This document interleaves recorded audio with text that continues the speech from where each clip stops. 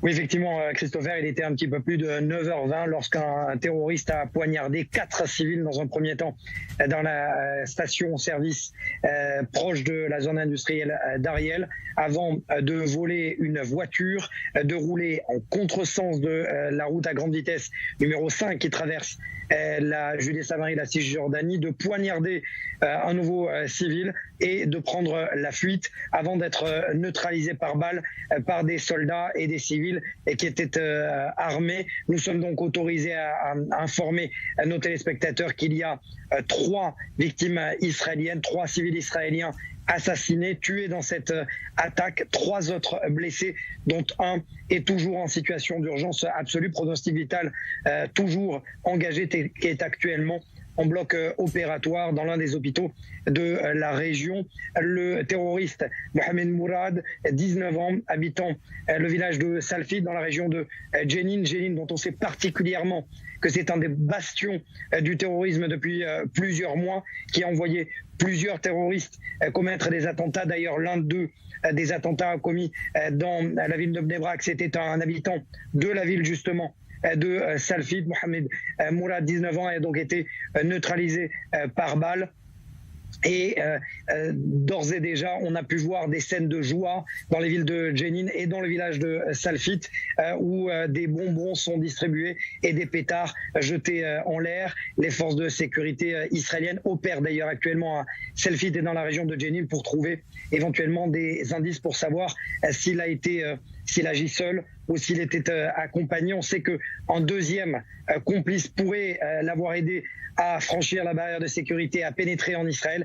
Il est actuellement recherché par le service de sécurité. On rappelle donc le bilan particulièrement très lourd, Christopher. 3 civils israéliens assassinés, 3 autres blessés, dont un pronostic vital engagé, terroriste neutralisé, comme une piqûre de rappel finalement aux politiques le jour où la nouvelle Knesset, le Parlement israélien, est investi. Le bilan qui donc s'alourdit ce début d'après-midi ici en Israël, 3 morts.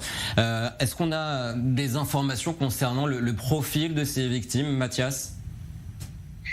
Ils sont tous âgés entre 35 et 50 ans. Ils ont tout été attaqués au couteau par un terroriste qui a véritablement été acharné et déterminé à commettre le plus d'attaques possible. On le rappelle quand même, son parcours. C'est particulièrement rare d'ailleurs de voir une première attaque où il poignarde. Il réussit à poignarder 4 civils quasiment en même temps avant de voler une voiture, de rouler en contresens dans une voie rapide et de se cracher avec sa voiture contre plusieurs véhicules, de sortir de ce véhicule et de continuer à poignarder un civil avant de prendre la fuite. Véritablement, il était complètement acharné, déterminé à commettre le plus de victimes possible. J'aimerais partager avec vous la réaction de Yair Lapid qui vient de nous parvenir, que je vais essayer de vous traduire. Yair Lapid qui indique que les citoyens d'Israël se réveillent ce matin avec cette attaque horrible qui a été perpétrée près d'Ariel. Au nom du gouvernement et de l'État d'Israël, je présente mes condoléances aux familles de ceux qui ont été tués et je souhaite un rétablissement rapide aux blessés. Nous nous battrons sans cesse contre le terrorisme avec les forces de sécurité. Nous avons réussi à démanteler des infrastructures récemment. Nous continuerons à protéger les citoyens d'Israël et à viser les infrastructures terroristes n'importe où, n'importe quand. N'importe où, n'importe quand, c'est l'opération Briser la vague, Mathias. Ces opérations, elles se sont poursuivies depuis plusieurs mois. Plus de 2000 Palestiniens ont été arrêtés. Est-ce que cette nouvelle attaque terroriste est une réponse à tout cela ou est-ce que c'est pour marquer cette journée importante de la séance inaugurale de la Knesset, selon vous ? Écoutez, force est de constater que le terrorisme ne s'est jamais arrêté. Il existait avant cette opération Briser la vague. C'est d'ailleurs ce terroriste. Je lis ici et là dans plusieurs dépêches de mes confrères de la presse internationale que ce sont ces opérations Briser la vague qui ont déterminé les terroristes à poursuivre leur attentat.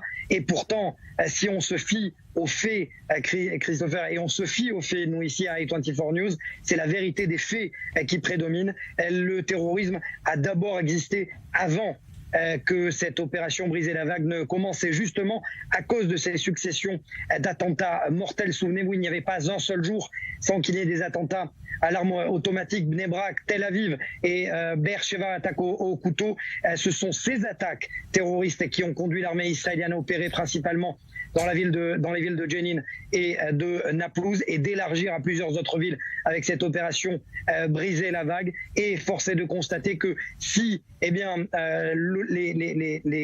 commandos de l'armée israélienne, si tous ces hommes qui opèrent chaque jour, chaque nuit, n'avaient pas arrêté plus de 2000 candidats potentiels au terrorisme, on verrait ce type d'attentat aujourd'hui quasiment toutes les heures en attendant, parce que faites le bilan, 7 mois d'opération, 2000 suspects pour activité terroriste arrêtés. Et donc on le voit véritablement, la lutte antiterroriste se poursuit. Je le disais comme une piqûre de rappel, parce que effectivement Yair Lapid est encore Premier ministre. Il ne devrait plus l'être vraisemblablement, puisque Benyamin Netanyahu est en train de former sa coalition et véritablement arrive sur la table du nouveau Premier ministre, du futur nouveau Premier ministre, un dossier particulièrement lourd à gérer, à ramener le calme, ramener la sécurité, effectivement, dans toute Israël, que ce soit dans les grandes villes israéliennes ou dans ces zones de Judée et Samarie, de Cisjordanie, où on le voit particulièrement. Comment, effectivement, un terroriste, pourtant, il y a des travaux sur la barrière de sécurité, j'ai pu moi-même le constater au cours de mes reportages qui ont été diffusés sur i24 News, Christopher. Il y a des travaux sur la barrière de sécurité qui empêchent normalement l'infiltration de terroristes. Donc il va falloir chercher du côté du Shabak, des renseignements intérieurs, comment ce terroriste a pu rentrer en Israël, commettre ces méfaits. Et donc, encore une fois, le terrorisme qui se poursuit est un terrorisme particulièrement mortel, on le répète. 3 civils israéliens assassinés, trois autres blessés, dont un en pronostic vital engagé, terroriste neutralisé. Merci beaucoup.